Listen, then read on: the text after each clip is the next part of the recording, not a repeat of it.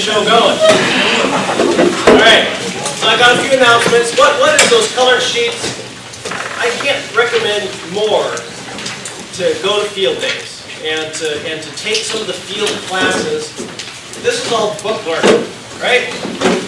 You're yakking at you.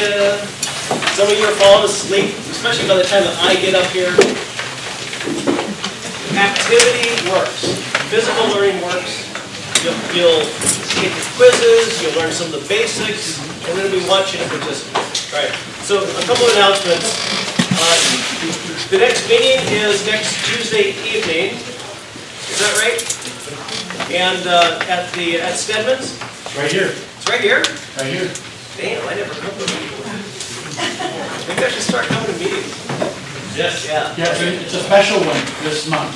I have it right here. Yeah, and so Brandy Williams is going to talk, is that right? Okay, and she's going to talk about beekeeping today, the big picture. Also, your videos, right? Are on YouTube under Bee Hugger. Nice. So if you want to review the classes, or if you can't attend one, they're on there. And then we have a Facebook page. Yeah. Damn. And then we also have the Yahoo group. Right. Let me rid of that. We cover all the pages. All right, now how do you do the presentation? Look at the top and say start slideshow. Slideshow. How the hell do you do that?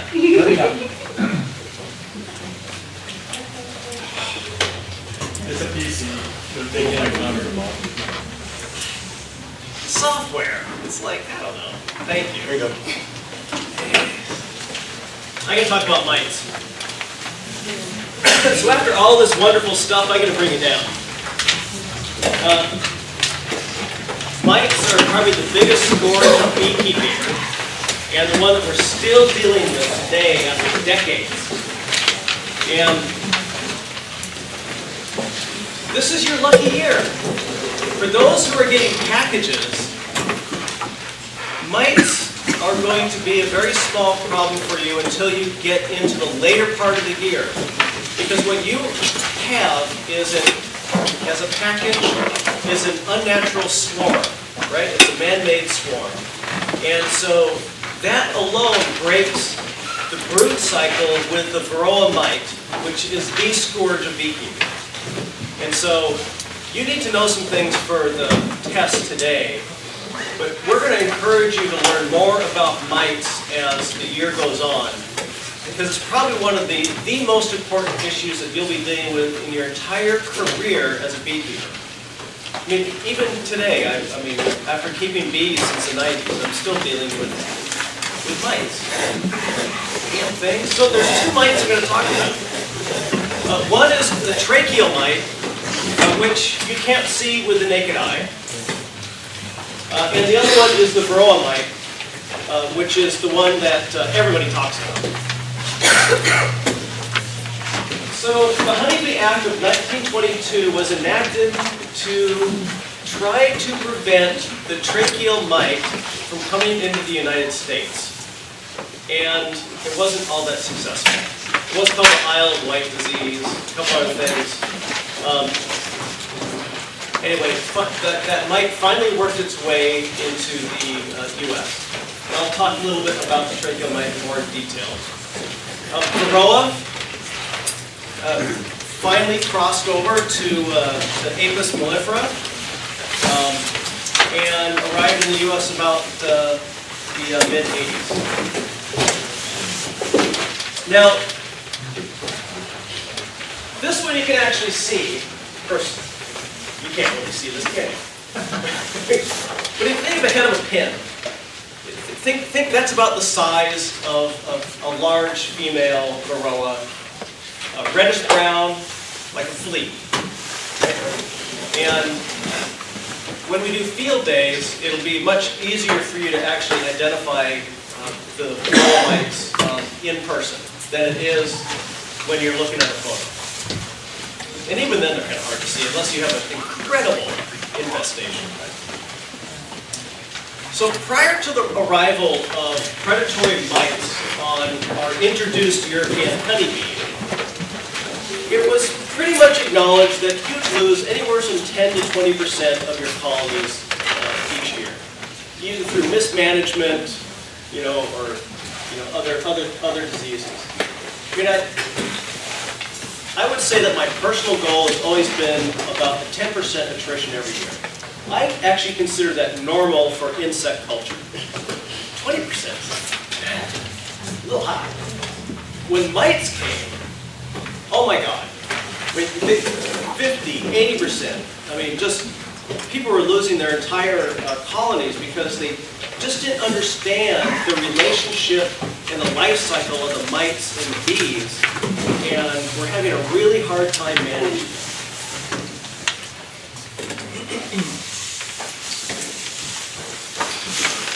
Now, tracheal mites today we consider to be fairly under control here in the western United States. And so while I talk about it, it's not as big of a problem as it was when it was originally introduced. Varroa mites, on the other hand, holy crap, it's still a problem. So let's talk about tracheal mites. They really are teeny tiny things. I mean, I actually saw a YouTube video of a tracheal mite crawling across the hair of an adult bee searching for the spiracle openings. And it was so close in that it was hard to tell that it was hair follicles. It looked more like a forest. That's how tiny they are. Now you can actually see the mites with a stereo microscope, a dissecting microscope. You can kill a bee, and usually what you'll do is you'll preserve them in alcohol. You pop their head off. They have a tracheal collar that you peel off, and then you peer into the tracheal collar with that stereo scope, and you're looking at the tops of the trachea. And you can then, using that, you can actually count adult tracheal mites within that trachea. So this is a breathing tube of mites. This is a trachea, and then this is a micro photograph of adult tracheal mites. Does anybody know what the tracheal mite actually does to the bee? All right, that's good. Right, they suck their blood. And what they do is they scrape the tracheal lining with their mouth parts, and they lap up the hemolymph, which is bee blood. And then what that does is it transmits other disease, and it weakens them. You know, if you had a bleeding disease, you'd eventually get tired over time too, wouldn't you? And then, if the infestation is really bad, they just clog the trachea. And here's some really bad infestations. I mean, where just filled with egg masses and adult mites.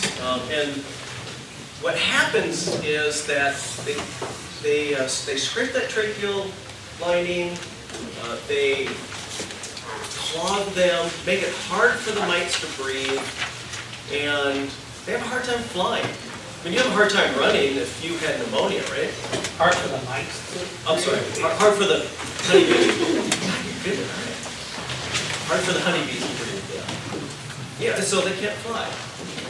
And then the other thing about them is that because you can't see them, you're really looking for symptoms of what the tracheal mite is doing. And that's the hard part about tracheal mites. Now, their life cycle is this. The adults crawl around on the hairs. Bees are social, so they're in close proximity to each other. The mites crawl under them. They crawl into the spherical openings in the sides of the abdomen, and not the abdomen, in the thorax. And then they crawl in there and they breed, lay eggs, suck the blood, crawl back out of the spherical openings, start the cycle all over again. Yummy. So, well, during the summertime, when the queen is laying a lot of eggs and reproducing, tracheal mites aren't that big of a deal because if the bees become infested, there's a lot more bees to replace them. Where it becomes a problem is, as the hive is preparing for winter, if they have a heavy tracheal load, they have a hard time maintaining the colony's temperature because of the irritation of the tracheal mites is causing them to break cluster, and they become irritated. And so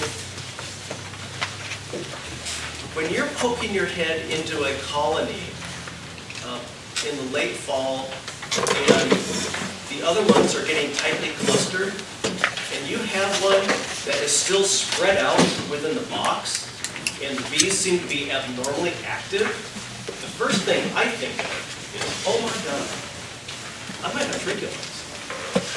But then it's too late. Because in the fall, they're already heavily infested. And what will happen is that the hive will slowly dwindle over the winter time. And one of the symptoms of that is that you'll see dead bees in the front of your colony as the winter progresses. And on nice days, you'll see what are known as crawlers, where bees will crawl out of the hive and try to fly, and they'll just flop on the ground and crawl around. And then you pretty much know you got your Could you actually heat the whole hive box up to like 65, 70 degrees and then treat them? Even in the winter? I mean, it's going to devastate them. I'm trying to reintroduce them, but... Yeah, I don't actually recommend heating hives up in the winter time. I will tell you a couple of techniques, though, that we can use. Okay.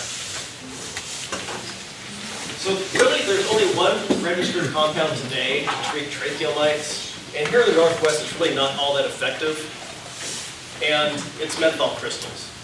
And there's many different methods of doing the crystals. They come in these packets, which in the South is great. It sublimates, it fumigates the hive, honeybees breathe it in, irritates the tracheal mites and kills them. There's a method called the paper towel method, where you heat up menthol crystals with some oil, and then saturate paper towels with it, put it in the hive. That's a little bit more effective here in the Northwest. But it also is only effective when it's warm out. So there is another treatment that is effective and is approved for varroa mites, and that's formic acid, which is another fumigant. It also, even though it's not registered for tracheal mites, it is effective as a side effect for treatment. Now, of course, formic acid is dangerous. It is an organic acid, and you have to wear protection. Some of the other less... we'll go back to this. So there are some other methods, like using grease patties, where you mix up granulated sugar with Crisco and maybe put in a little spearmint oil to make it smell nice. And those, while the evidence is still out, the theory behind that is that it disrupts the scent patterns that the tracheal might rely on to find their host, and it breaks the cycle. And so as the bees try to remove that grease patty out of the hive, they become somewhat coated with it, and then you break the pattern. You have to be diligent with that. You're always having to keep the grease patty in the colony, and frankly, I find it to be a real pain in the ass. So typically what I do is, because the only way that you can actually tell whether you have a tracheal mite infestation is to either, with a stereo microscope yourself, look for the tracheal mites, which none of you probably have a dissecting microscope, right? Actually, who does? Well, you're an entomologist, of course you do. So here's what I recommend, is that at least once a year, we have a WSU honeybee mite testing lab here in our state. They don't charge anything. So send a bottle of bees at least once a year to them, and they'll tell you whether you've got nosema, which is a dysentery. They can tell you whether you have a tracheal mite load, and they can tell you varroa. And so I personally would recommend that you do that, and you can get on the WSU website and look at that. Now, we have a link to their website on West Sound Bees. The State Beekeeping Association has a link to their website. I would seriously consider doing that. You know, rather than treating for it and not knowing, I would rather have you actually send a sample, get a result, and then know whether you need to treat. Is there a certain time of year that's best to do that? Yeah, actually, I like to send in my sample mid-year, at the peak of the beekeeping season. And you saw that graph, right, that TJ had, right? So it's that blackberry season when you got the most in the colony. That's when I like to send my sample in. Okay? And how many would be in the sample? About 200 bees, which is about a half a cup.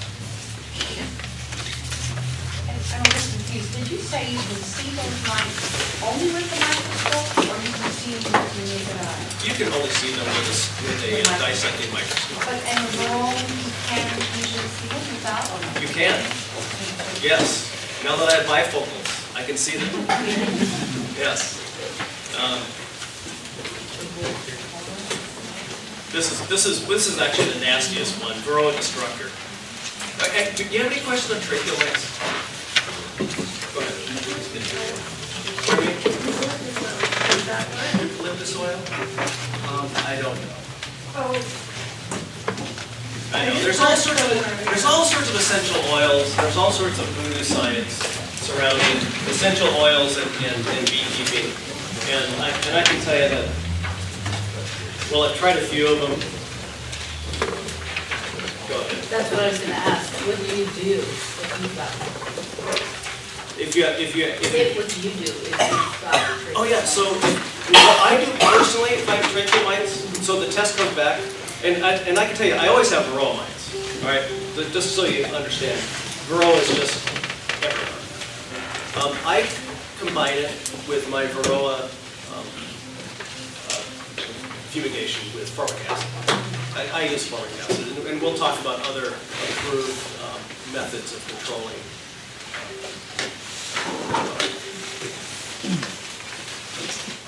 Yes, varroa destructor. You see the match head? See how large they are? This is a sticky map, which I'll describe. The nice thing about varroa mite, you can call it a nice thing, is that it's actually easily detectable. There's many methods to figure out if you have varroa or not. The bad thing is that they take advantage of the entire life cycle of the honeybee. And so while they do the same thing as the tracheal mite, they basically drink hemolymph, bee blood, and transfer other diseases and that kind of stuff. I mean, look at this. They get into the cells where the developing larvae are, they breed, they suck their blood, they transmit viruses that cause deformed wing viruses, and reduce the life of the honeybee. It's just really tragic. So here's a life cycle. The adult bee with a varroa feeds on the adult bee, scrapes their exoskeleton and sucks their blood. Yay! The adult mite enters the cell and hides with the mite, and then the cell gets capped. The mite feeds on the prepupa. The female lays its first egg 60 hours after the cell capping, and then lays subsequent eggs at 30-hour intervals. And remember in the very beginning when we talked about how long it was from egg to adult? Anybody remember the numbers? Worker bees? 22, 24, 21 days. 24. 24 days is who? Drones. 16 days is? All right, good. So, if you were a mite, who would you prefer to eat on? The Jones. You got it. You have 3 more days of feasting time. And that's exactly what they do. So their eggs develop, they develop into an adult female and adult male. They mate, yay. And then the adult female leaves the cell with the emerging bee, and the thing all starts all over again. The feast continues. And now they also do this on worker bees as well, even though they're only 21 days, but they prefer drones when they're available. Big fat little guys. Where do they come out? Where do they pick up the varroa mites? Well, bees are... Okay, so bees are... Yeah, so, hey, what if my hive didn't have them, right? Well, bees are social. They're flying around, they're on the same flowers as that colony that has varroa mites. And I can tell you that varroa are actually fairly fast. They actually crawl around. They're not a slow little creature.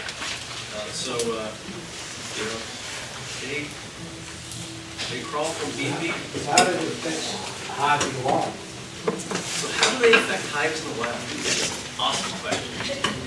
Well, they have devastated the hives in the wild. And that's probably why we have so many people wanting to learn about beekeeping today.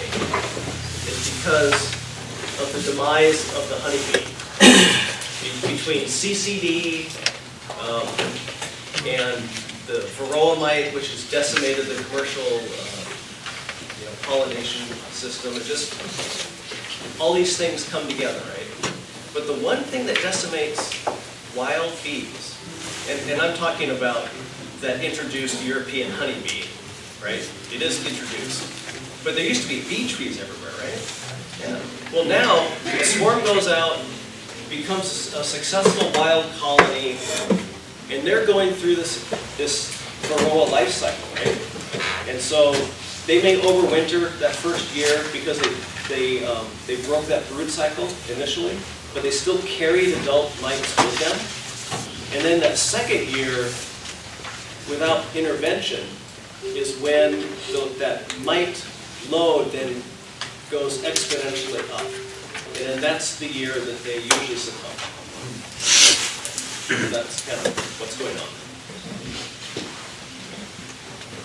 Little bloodsuckers. The really bad part is that they transmit viruses. That's the really yucky part. So if you're in a colony that has a varroa infestation, and you see varroa here, varroa there, but if you suddenly start seeing deformed wings or newly emerged bees that don't have any wings, or other deformities, think immediately that you have larger infestation than you might have thought, because that's when they have such a vector of viruses that they are affecting the adult bees coming out. And those bees don't last very long. All they're going to do is crawl around and die. I mean, they can't go out and forage. They don't have the energy to be productive in the hive. It's really kind of sad. Like, for instance, if you start seeing not mature pupa being pulled from the hive, right? So you start seeing white pupa pulled from the hive on the front entrance. Take a look at them. Almost always they're going to have some kind of deformity. And that is the adult worker bees cleaning house. Basically, they've identified that bee is not going to survive. They've pulled it out, which is probably good because that's a fairly hygienic behavior. It's not good for you because then that means that you might not have been paying attention and figuring out what's going on. We talked about, this is that same thing, right? So your varroa is going to follow the same pattern where as the colony gets larger, that means that there's more opportunities for them to grow and become much more of a pest. So, what do? Well, what I want you to do is just keep track of them. That's probably the best thing you can do. And we'll talk about a couple methods here. Okay, you can use sticky boards, you can roll them in alcohol, you can use ether, you can use powdered sugar, I mean, whatever method that you want to pick that's easy for you, just do it and stick with it. Count your mites. That's what I want you to do. Count your mites, and then that will let you know whether you need to treat. Because if you have a low mite load, and they're there, that the bees are taking care of it, and then you don't need to do anything. You don't need to use formic acid or some of these other crazy things that I'm going to talk about next. So ether roll is the traditional method. You put half a cup of bees in a jar, you spray that starter fluid in there, you roll them around, and it kills all the bees, smells great. and then you count the mites, right? Sometimes you might follow it with an alcohol wash, where you put it, you put a cup of alcohol in there, and then you wash the mites off the bees, you straighten them, and then you count the mites. The other is the powdered sugar method, basically the same thing, only you use powdered sugar, and what that does is it keeps the bees alive. This is off, because you're doing the same thing. You're dumping a half a cup of bees in there, you're pouring some powdered sugar in there, and you're rolling around in there. What it does though, it knocks the mites, the adult mites, off of the bees, which then allows you to then count the mites. Question, Go ahead. how many mites constitute a low, medium, high infestation out of 200 bees? Yeah. Well, it's dependent on season, the time of the year, and opinion. But I would say that if you have more than a dozen, you're in trouble. Okay.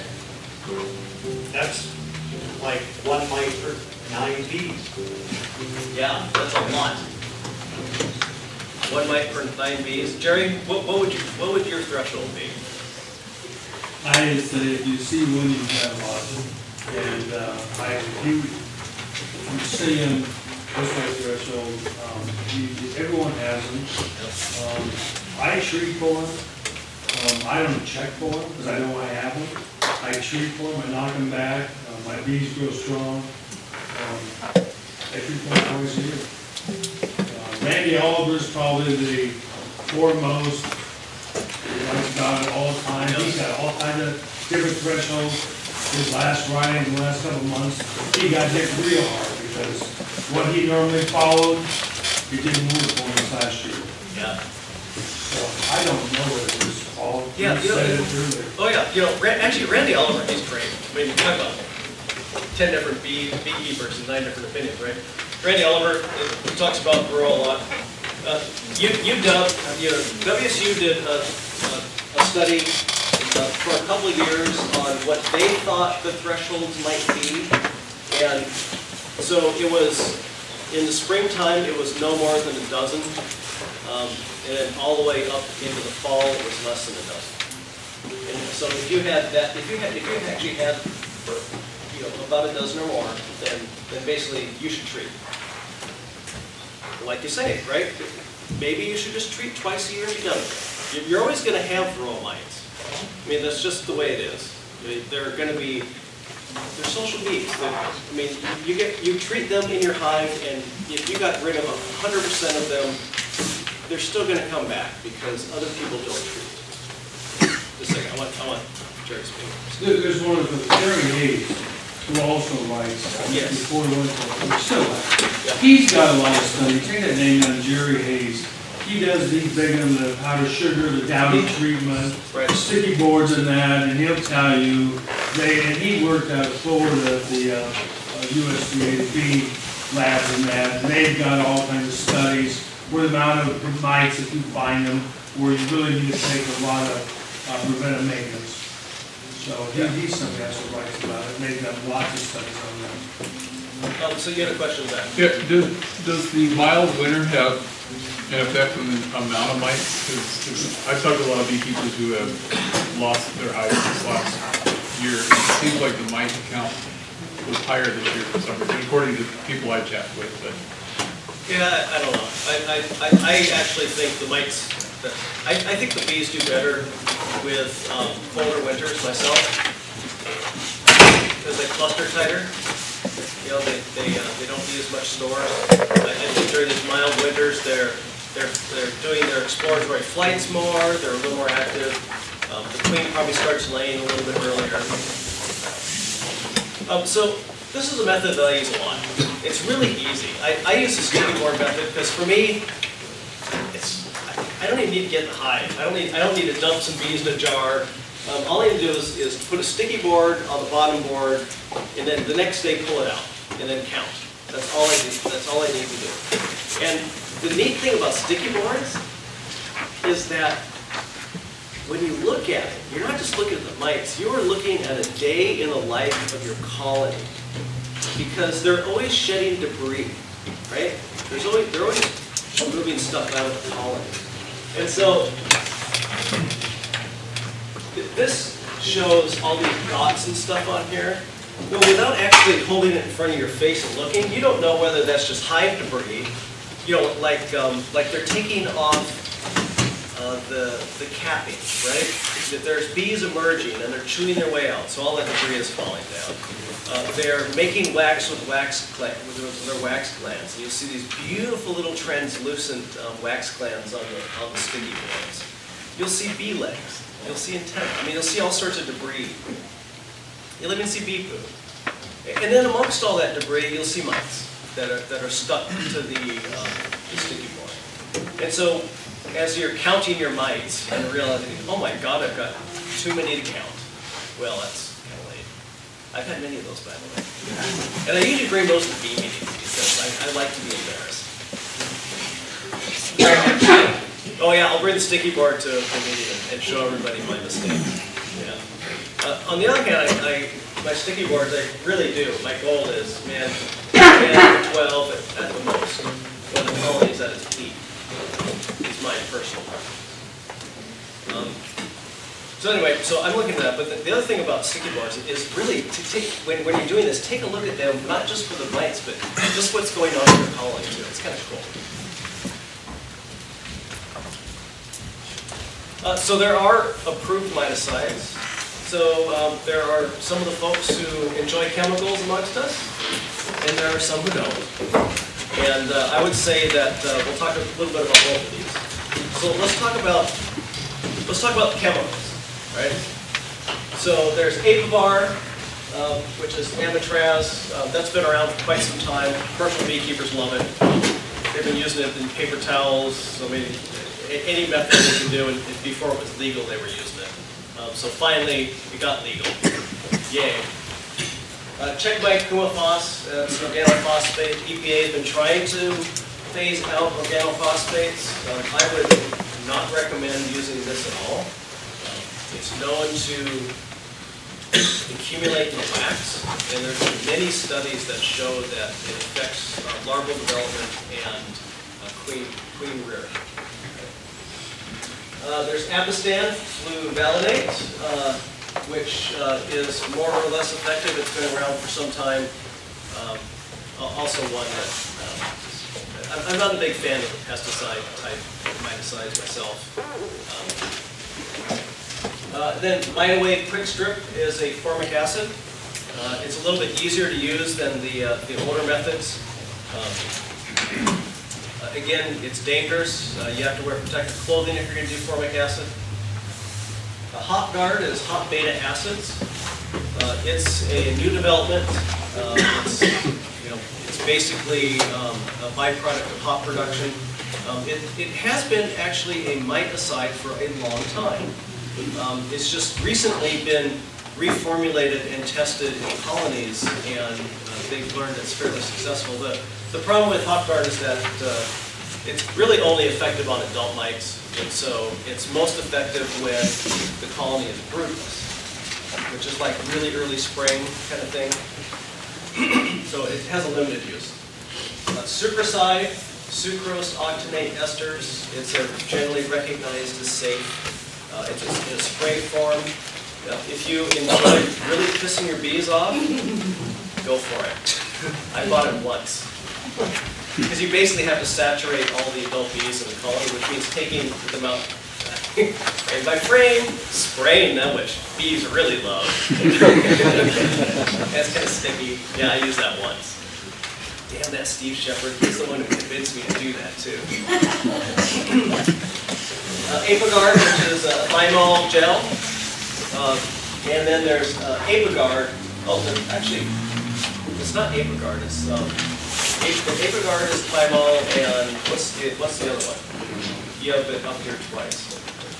Okay, so there's two formulations. One is thymol, eucalyptus, and menthol. Now the problem with these two, and like with any fumigant, like formic acid, is that it can have an effect on the brood and the queen, okay, which are both sensitive to these. And so if you use them in too warm a temperature, you can actually kill queens. And a couple of years ago, for instance, I used formic acid, and it got hot that week. I mean, it got to be, here in the Northwest, it got to be almost 90. Yeah, I know, shocking, isn't it? Well, guess what? The next day, because I didn't get to the hives and pull it out, I had dead brood all in front of every colony, and I lost some queens as a result of it. And all because I was too lazy to pull that formic acid strip out of them. So there are some limitations to these fumigants that you have to be rather cautious about. So how does the formic acid strip work? Yeah, it's a strip that's that has a time release. It's a gel pack actually that is a time release gel that allows the formic acid to release over time. Yeah, there's specific instructions, just like for the thymol gel and that kind of stuff. You read the directions. Sorry, read the directions. I know, reading is required. You mentioned that the commercial growers use the apistan.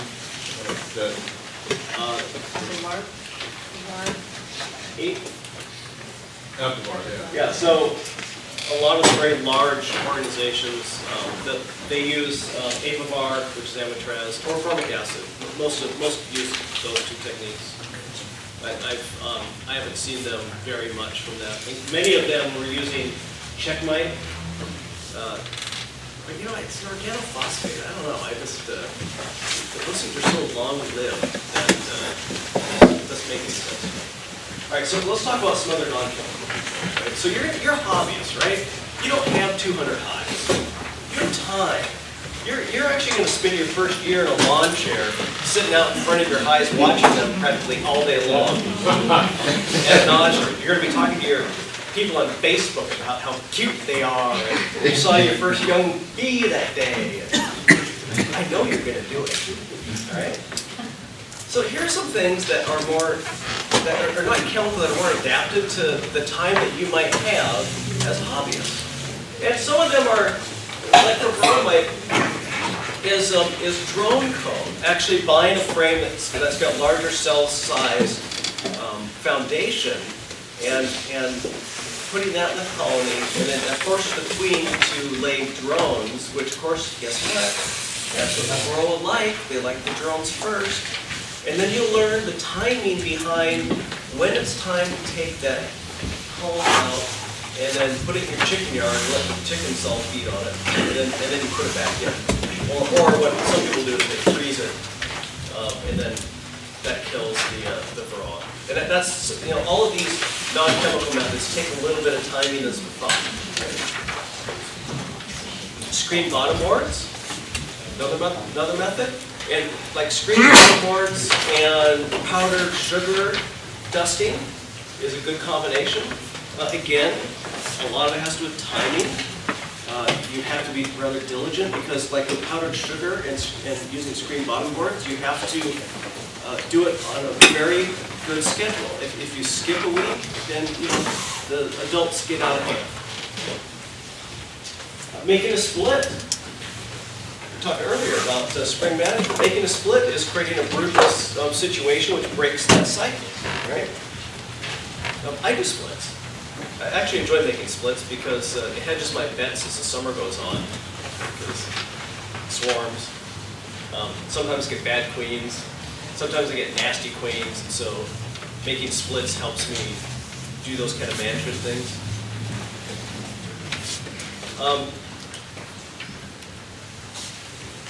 Another is like Michael Bush, right? Natural foundation. A real advocate of using natural comb rather than foundation. So there are, so instead of having this artificial plastic foundation here, okay, what Michael Bush would have you do is either put a little starter strip here or just keep it like this and then let them build it naturally in the colony. Now, when you let them do that, you have to pay attention to the colony itself in that the hive actually has to be level. Because otherwise, they will build a home counter to the frames, and then you're really screwed. Oops. Uh-oh. No, how do I get here? No. Come on. So, using hive types other than Langstroth, like the top bar hive, right? Even warrens, right? Because they're natural home. Those are all great methods of. Why does it help though? Well, the theory is that the honeybees will make cell sizes that are appropriate, to the colony. They'll make multiple cell sizes, and the varroa mites don't like smaller cell sizes. Okay, that's one of the reasons why they prefer the larger drone. It's hard for them to fit in there. It reduces the amount of males and females that can actually fit in the cell. Using local survivor bees rather than packages. Those swarms you were talking about, right? Actually, there's some anecdotal talk that these survivor colonies that you get as swarms actually are more tracheal mite resistant. Old beekeeper tales.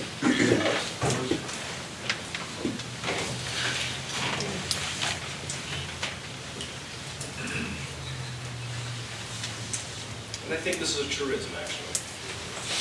Most hives will fail if you do not intervene within that 2 years. If you think of that life cycle, right? You're going to get an artificial swarm that has very low varroa mites. So this year, they aren't going to peak until late in the season.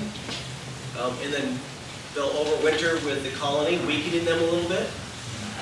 And then that next cycle, as they come into the spring, and then there's exponentially go up, and then they won't survive the next year without you doing some kind of intervention.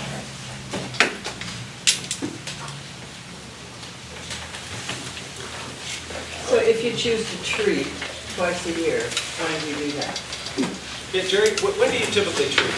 I'll treat, I'm treating between May and June.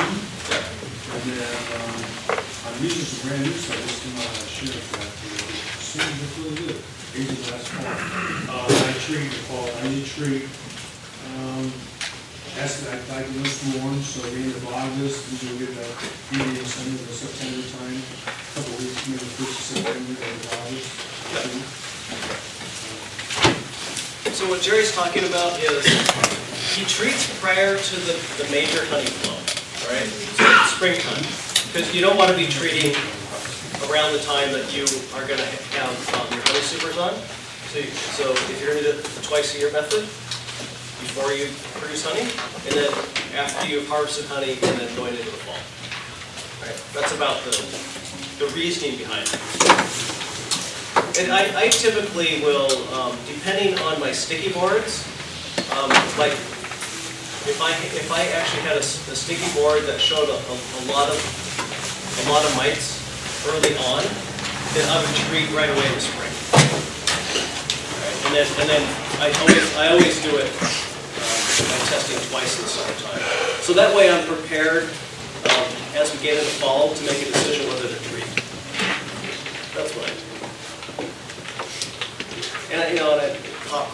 spring if I get it early enough. I hate that stuff though, it stinks. Do aurora mites only affect honeybees, or do they affect like other wild insects? In the United States, they stick primarily to honeybees. In other countries where they actually came from, they are on other types of bees, yes. And they're not as destructive. Very interesting how some bees have formed, I wouldn't call it symbiosis, but a tolerance to certain levels of varroa. We, I think, have developed varroa destructor because we really tried to get rid of it using heavy chemical methods, and that damn thing evolved quickly.